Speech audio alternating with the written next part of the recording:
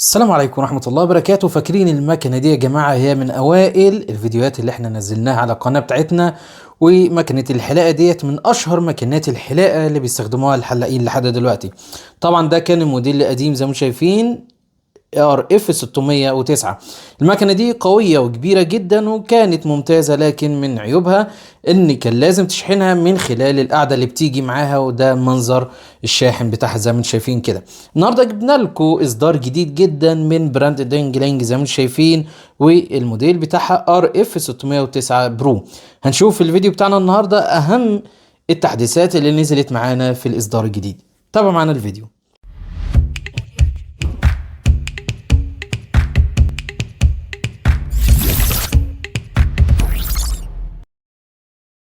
اهلا بكم مرة تانية. زي ما انتم شايفين كده ده اهم المحتويات اللي بتيجي مع ماكينة الحلاقة بتاعتنا النهاردة.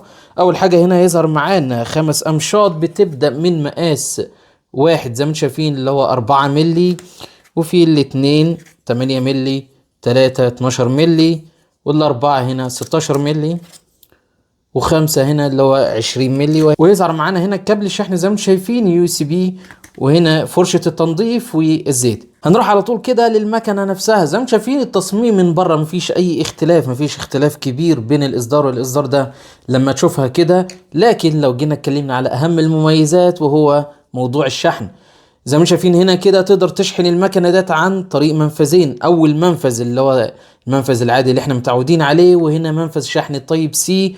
ودي حاجه عجبتني جدا في الاصدار الجديد، اللي هو انت تقدر تشحنه عن طريق الكابلين دول. نفترض مثلا ان الكابل ده ضاع منك، تقدر تشحنه عن طريق الكابل بتاع الموبايل عادي جدا اللي هو التايب سي. وطبعا ده هيخلي لك ان انت تشحن مكنه الحلاقه دي بشكل اسرع.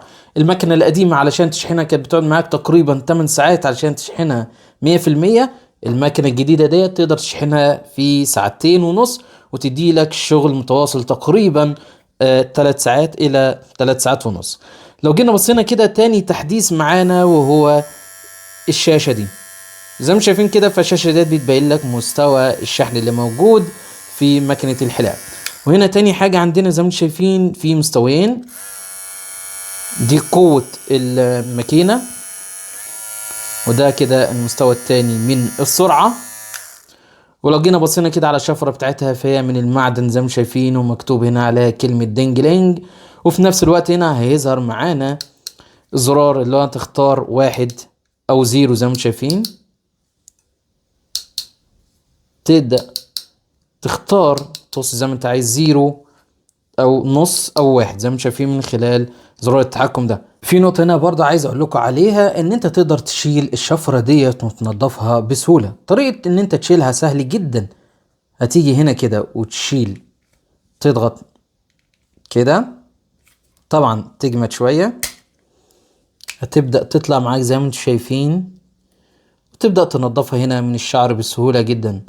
تبدأ ترجعها تاني، لازم تنزل الطرف ده كده الأول من تحت،